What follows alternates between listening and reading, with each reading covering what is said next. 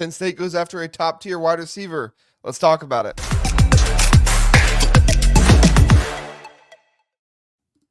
Penn State is going after Trebor Pena from Syracuse, and he is a top-tier wide receiver. Going to play some highlights here next to me for you if you are paying attention here on YouTube. If you're on the podcast version, you have to go over to YouTube to see the highlights. These highlights are from the ACC Digital Network YouTube page. You can find the link for all of them in the description. But right now, Penn State is trying to bolster up their wide receiver core by adding in the Syracuse transfer wide receiver, Trebor Pena. Now, Trebor Pena was a very productive receiver for them last year, had nearly 1,000 yards. In that offense, a lot of receivers had a lot of yards because Kyle McCord had the most passing yards of the season last year.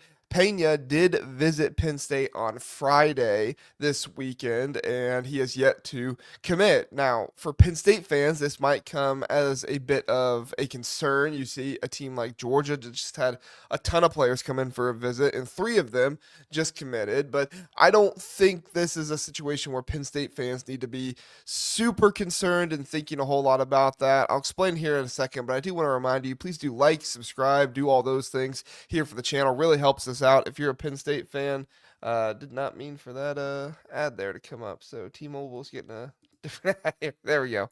I'll skip that for you guys.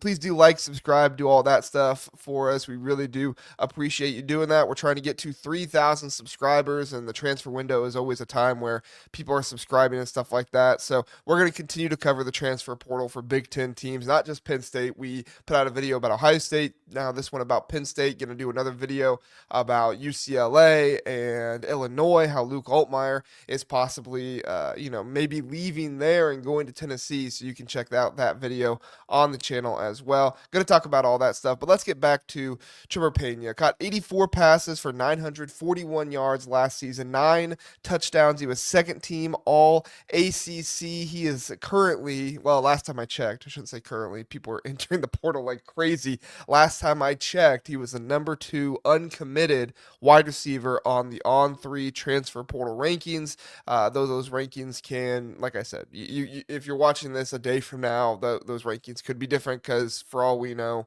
Jeremiah Smith just entered the transfer portal. Probably not happening, but for all we know, that could happen. I think Penn State definitely has a lot of interest here. We talked on the transfer portal needs show about how Penn State would probably be targeting some kind of wide receiver, if nothing else, just for some depth. Trebor Pena does have a connection to the special teams coordinator, Justin Lustig, Lustig,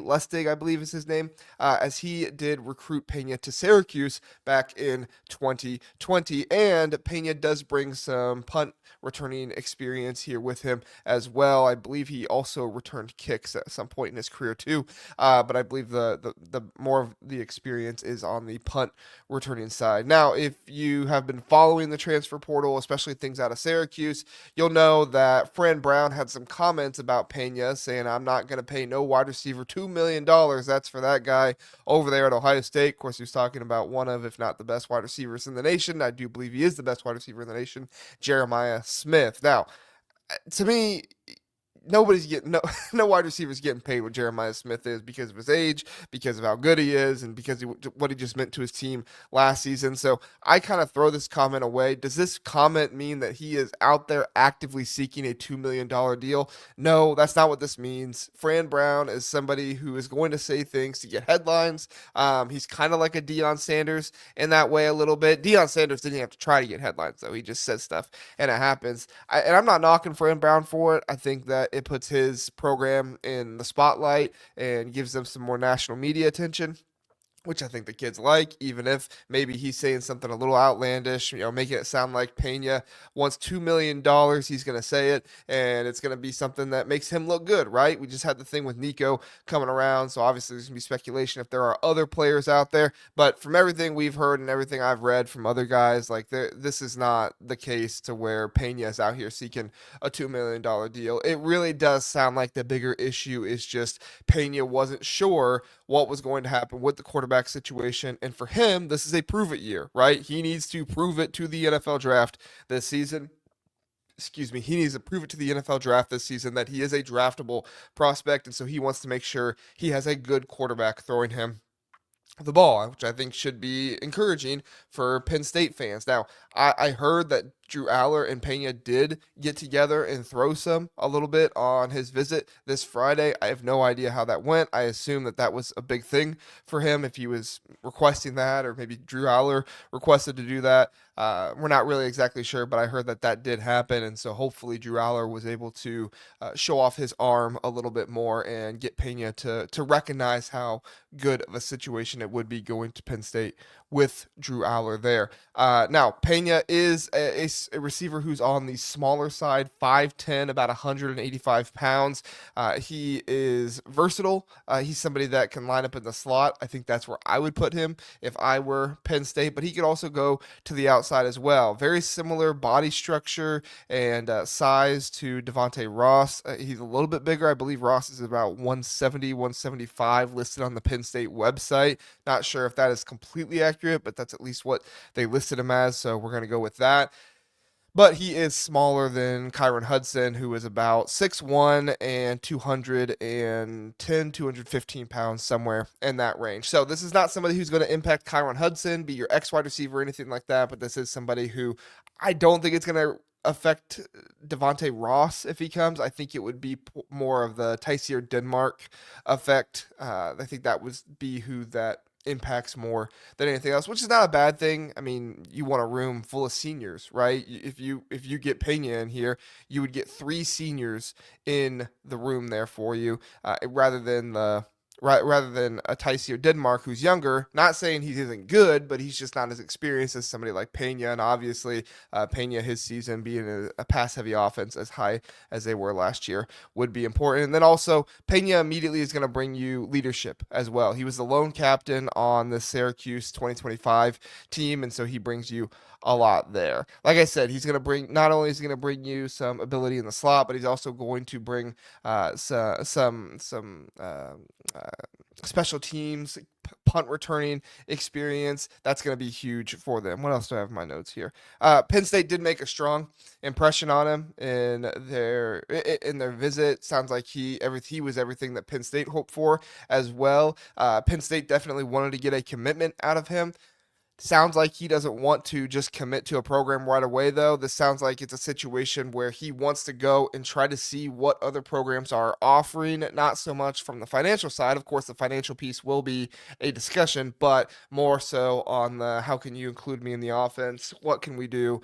That kind of stuff that he wants to see. I don't think it's a situation where it's like, oh, he's leaving and they didn't get the commitment. Like Georgia brought in Bo Atkinson and who was the other guy?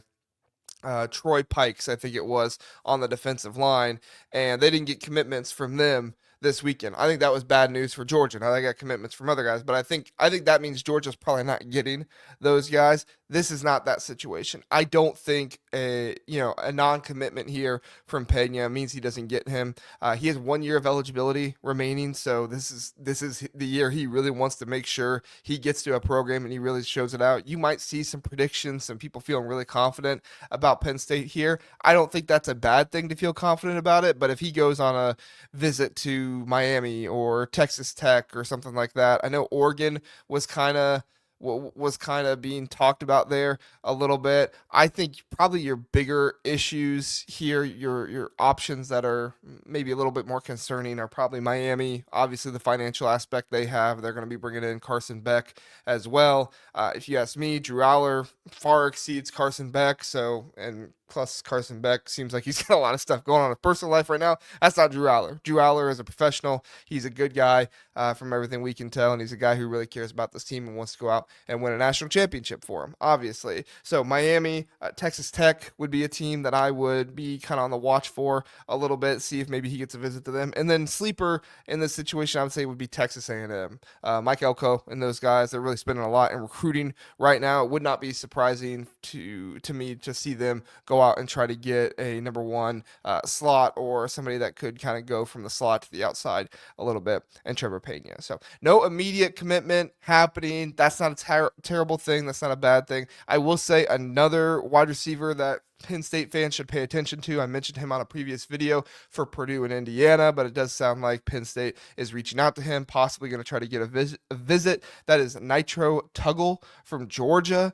Nitro Tuggle was a freshman this last year, and he didn't really impact things a whole lot. Had a little bit of, I think he had a driving incident as well. I mean, that seems like standard practice for Georgia at this point. I don't mean to laugh. It's sad at this point that all that stuff is happening, but he sounds like he's somebody. He entered his name to the transfer portal. He's from the state of Indiana.